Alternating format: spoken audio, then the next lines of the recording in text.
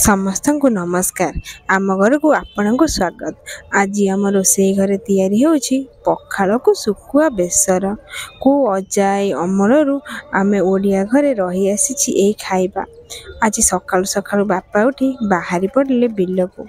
ଗଲାବେଳେ କହିଦେଇ ଗଲେ, ଝିଅ କାଲିର ବାସି ପଖାଳ ସାଙ୍ଗରେ କ'ଣ ଟିକେ ମିଶେଇ ଦେଇ ବିଲକୁ ପଠେଇଦେବୁ। ମୁଁ ବି ସୁନା ଝିଅ ଭଳି ହଁ ଭରିଦେଲି।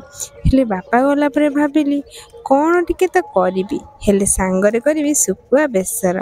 ବାପାଙ୍କ ସହ ମୋର ବି ମନ ପସନ୍ଦ। ଆମ ମଳିମୁଣ୍ଡିଆ ଲୋକଙ୍କର ପସନ୍ଦ ନା ବେଶୀ କିଛି ବଡ଼ ନୁହେଁ ମ, ଯେତିକି ଥାଏ ସେତିକିରେ ଖୁସି ହଉ। ବାରି ପଛପଟେ ଟଙ୍ଗା ହେଇଥିଲା ମାସେ ଆଗରୁ ବାପା ଆଣିଥିବା ଲୁଣି ଶୁଖୁଆ। ଗୋଟେ ମାଟି ପାତ୍ରରେ ହାଲକା ଗରମ ପାଣି ଆଣି ସେଥିରେ ଶୁଖୁଆକୁ ପକେଇଦେଲି। ଗରମ ପାଣିରେ ପକେଇଲେ ଶୁଖୁଆରୁ ଅତିରିକ୍ତ ଲୁଣଟି ବାହାରିଯିବ। ବେଳେବେଳେ ଭାବେ କାଶ ଆମ ଜୀବନ ସହ ବି ଏମିତି କିଛି ହେଇପାରିଥାନ୍ତା, କିଛି ଏମିତି ଯେମିତି ଆମର ଦୁଃଖ ବି ଟିକେ କମ୍ ହେଇପାରିଥାନ୍ତା।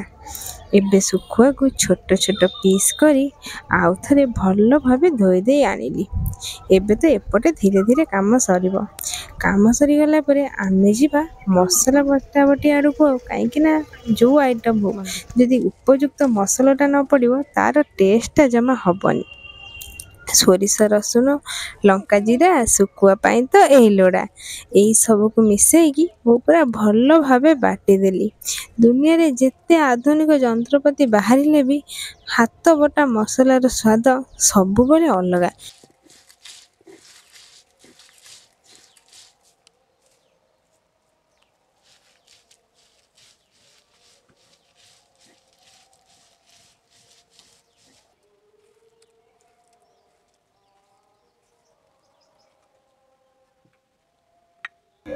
ଏବେ ଆମ ମସଲାଟା ବାଟି ପୁରା ରେଡ଼ି ହେଇଗଲା।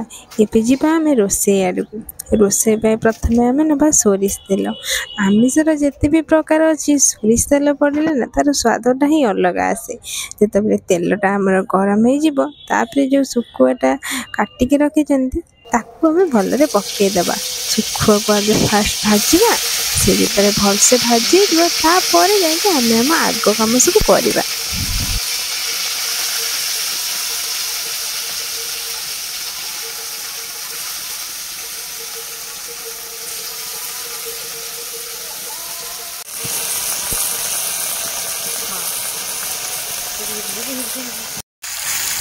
ମୋ ଶୁଖୁଆ ଭାଜି ତ ହେଇଗଲା, ହେଲେ ଭାଜି ହଉନା ସିଏ ପୁରା ଭାଙ୍ଗିଗଲା। କାହିଁକିନା ଶୁଖୁଆ ସବୁବେଳେ ଏମିତି ହୁଏ।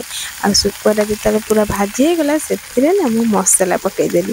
ମୋ ଭଉଣୀ ପାଖରେ ବସି ମୋତେ କହୁଥିଲା ଯେ, ଦିଦି ଇଏ କ'ଣ କରୁଛୁ, ଇଏ କ'ଣ କରୁଛୁ, ଆଗେ ଶୁଖୁଆକୁ ବାହାର କର, ତାପରେ ମସଲାଟା କଷିକି ଶୁଖୁଆକୁ ପକେଇବୁ। ହେଲେ ମୁଁ କହୁଛି ଆପଣ କେବେ ବି ଏମିତି କରିବେନି। ମସଲାଟା ପକେଇଲେ ନା, ମସଲାଟା ଯେତେବେଳେ ଶୁଖୁଆ ସହ କଷି ହେବ ଶୁଖୁଆଟା ଭାଙ୍ଗିଯିବ, ହେଲେ ସେ ବେସରର ସ୍ୱାଦଟା ହିଁ ଅଲଗା ଆସିବ। ଯଦି ଆପଣଙ୍କ ପାଖରେ ବି ମୋ ଭଳିଆ ଗୋଟେ ସାନ ଭଉଣୀ ଅଛି, ତାକୁ ସବୁବେଳେ ଇଗ୍ନୋର କରନ୍ତୁ ଆଉ ନିଜକୁ ଯେମିତି ପସନ୍ଦ ସେମିତି ହିଁ ବନାନ୍ତୁ। କାହିଁକିନା ସେଇଟା ଆପଣଙ୍କୁ ବି ପସନ୍ଦ ଆସିବ ଆଉ ସମସ୍ତଙ୍କୁ ବି।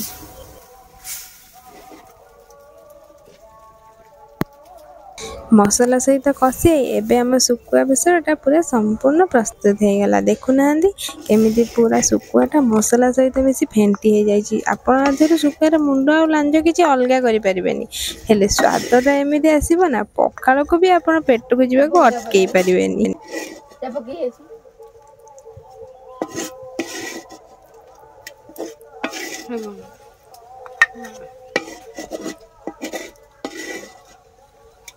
ଆଉ ଯେବେ ଶୁଖୁଆ ସମ୍ପୂର୍ଣ୍ଣ ପ୍ରସ୍ତୁତ ହେଇଗଲା, ସେବେ ମୁଁ ପଖାଳ ସହ ମିଶି ସବୁତକ ପ୍ରକାର ବାଢ଼ିଦେଲି।